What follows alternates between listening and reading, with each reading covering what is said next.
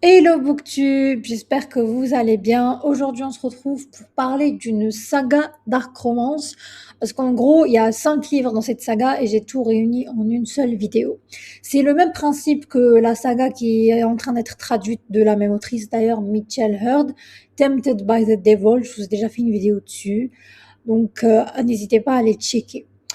Alors, dans Taken by a Sinner, on parle du chef de la mafia grecque. Mais il faut savoir que dans chaque tome, on a un chef de mafia différent. Et que les 5 réunis, parce qu'il n'y a que 5 tomes, ce sont des hommes qui se font appeler The Priesthood. Ah, par contre, désolé, c'est en anglais.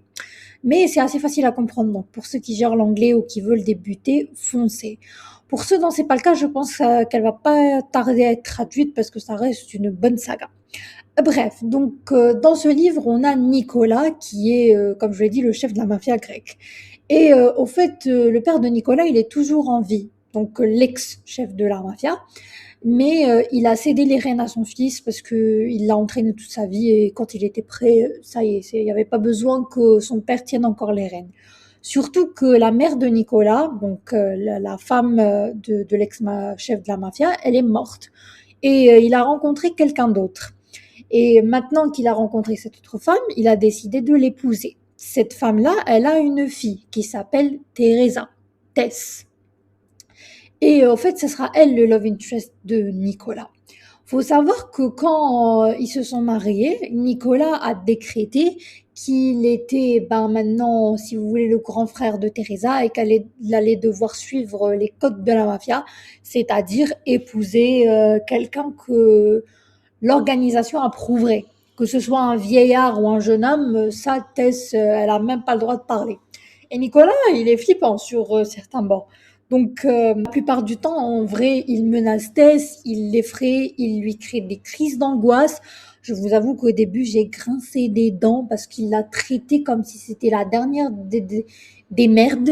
Voilà. Et j'aimais pas sa manière d'être avec elle. Genre, c'était que des menaces, que des tu m'appartiens, t'es un bien de la mafia, tu dois me respecter, me traiter comme je le mérite. Enfin, bref, le mec, il était détestable au début. En vrai, on va dire les mots.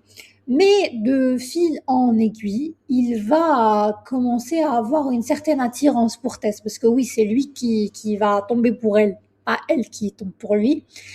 Et sous la coupe de Nicolas, parce que le jour où genre la mère de Tess rentre dans la famille, il lui dit ben maintenant tous les comptes bancaires, le loyer de Tess, tout ce qui concerne sa vie de près ou de loin, c'est moi qui le gère, c'est plus toi. Elle lui dit que ça la dérange pas de le faire, mais il lui fait clairement comprendre que c'est pas une suggestion quoi. Tu le fais, tu te la boucles.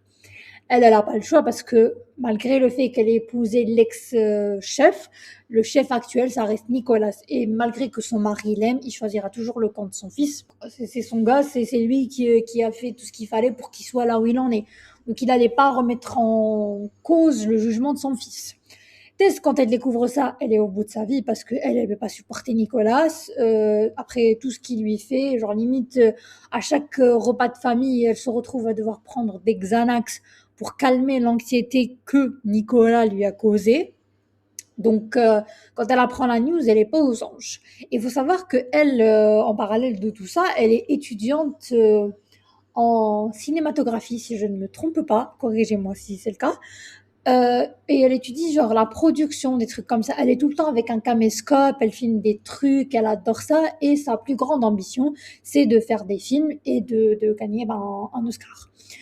Les plans de Tess vont un peu tomber à l'eau parce que à chaque fois qu'elle essaie de sortir du train de la mafia, bah Nicolas il dit non, non, non, non, non, non, tu retournes dedans, ordre du chef. Sinon, comme je l'ai dit, c'est la galère pour elle. Bref, du coup, Nicolas, il finit par développer des sentiments pour elle, malgré lui. C'est pas le genre de mec qui aime les nanas, hein. Il s'en sert quand il en a besoin, mais après, ciao. Alors qu'avec Tess, c'est pas la même chose. Il ressent une irritation, de l'attirance, il la trouve belle, mais en même temps, au début, il est pas, comment dire, il est pas très chaud pour être pour sa demi-sœur, à un tel point qu'il lui cherche un mari. Et quand il dit à ses potes, est-ce qu'elle vous plaît, c'est ma demi-sœur, j'aimerais bien la caser, tout le monde dit non. Et à un certain moment, ils finissent par voir l'alchimie qu'il y a entre Nicolas et Tess, même bien avant elle. Et un jour, alors que elle était dans son appart, je sais pas ce qu'elle a eu, je crois qu'elle a essayé de s'échapper ou un truc comme ça, je me souviens pas très bien, je vais pas vous mentir. Il a débarqué dans son appart et ils ont eu un rapport.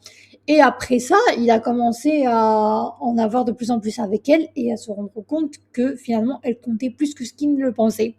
Du coup, lui, il a flippé sa race et au lieu de d'assumer, parce que c'est la première fois qu'il ressent ces sentiments-là pour une fille, vous n'oubliez pas Capo Mafia, ça dit mec qui cache toujours ses sentiments, froid, calculateur, tout ce que vous voulez. Donc pour lui, c'est une toute nouvelle expérience qu'une femme ait cet effet sur lui. C'est quelque chose de très inhabituel. Il décide dans toute sa splendeur de la marier à quelqu'un d'autre parce qu'il trouve que elle devient une faiblesse trop importante en ce qui le concerne. Et il peut pas se permettre d'avoir des faiblesses. C'est le chef de la mafia grecque. Il y a beaucoup, beaucoup de monde qui dépendent de lui. Et voilà. Ah, pour ceux qui ne veulent pas se faire spoiler, je vous conseille de vous arrêter là. Pour ceux que ça dérange pas, on continue. Alors, faut savoir aussi que Tess, elle se laisse pas faire tout de suite, mais le problème, c'est que Nicolas, il est tellement beau et attirant que, ben, voilà, elle finit par craquer.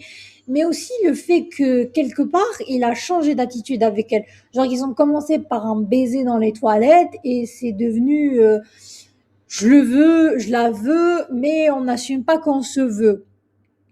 Du coup, ben, Tess, elle lutte, elle lutte, elle lutte, mais après, vous vous doutez bien qu'elle va laisser tomber les barrières.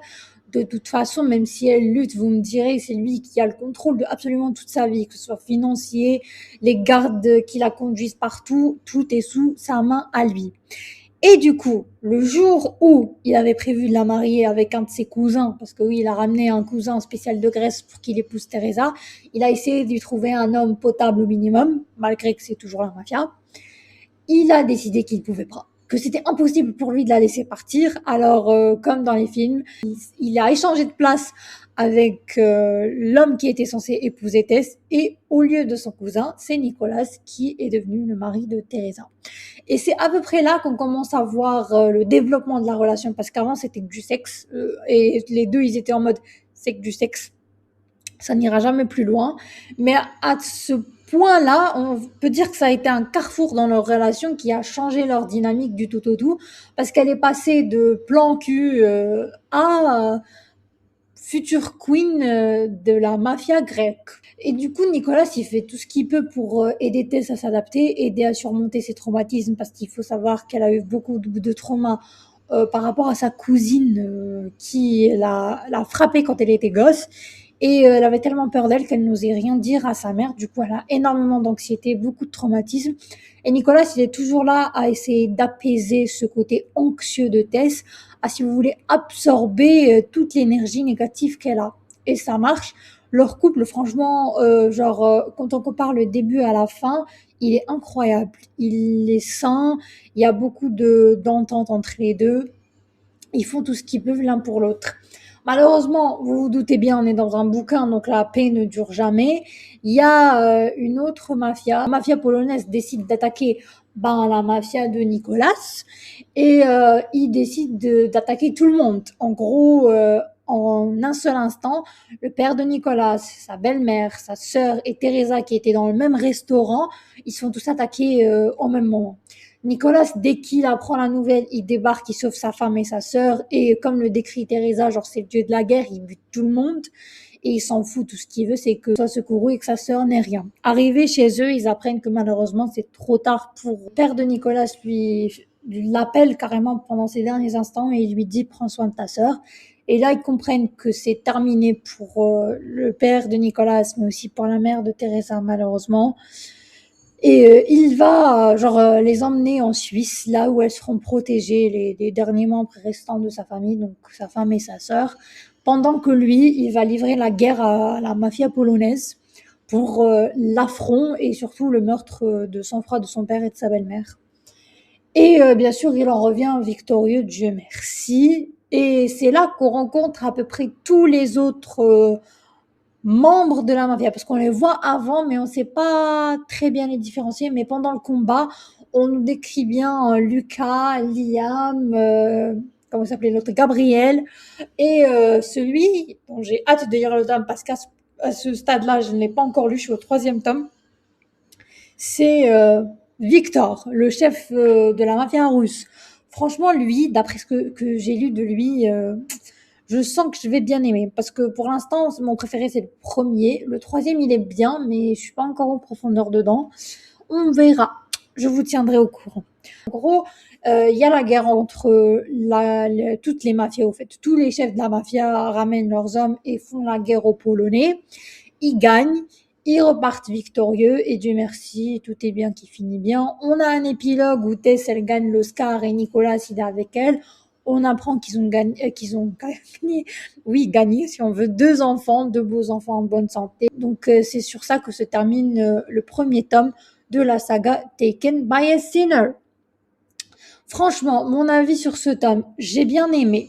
Au départ, comme je vous l'ai dit, j'étais très, très, très réticente sur Nicolas, mais il a su gagner mon cœur au fil des pages parce que plus il apprenait à connaître Tess, plus il était mignon, je vais dire, malgré qu'il y a encore un côté très sombre et très flippant, hein, mais il est très doux avec elle. Une fois qu'il connaît ses faiblesses, une fois qu'il sait ce qu'il faut plus faire en fait, parce qu'il l'a terrorisé pendant un bon moment, il devient un super mari. Je vais pas dire book boyfriend parce qu'ils ont dépassé ce stade. Même leur relation, elle a démarré direct avec un mariage forcé, hein. C'est trop, voilà, un mariage de convenance si vous voulez, parce que ça l'arrangeait d'épouser Tess plutôt qu'une autre. Donc voilà, franchement, je recommande ce tome. Je vous dis aussi de vous accrocher au début parce que Nicolas, il est un peu chelou. Mais une fois qu'il commence à tomber amoureux de Tess, croyez-moi, vous allez l'aimer et on pourra même passer outre ce qu'il a fait avant parce qu'il devient tellement adorable avec elle qu'on se dit, c'est pas grave. Donc c'est sûr.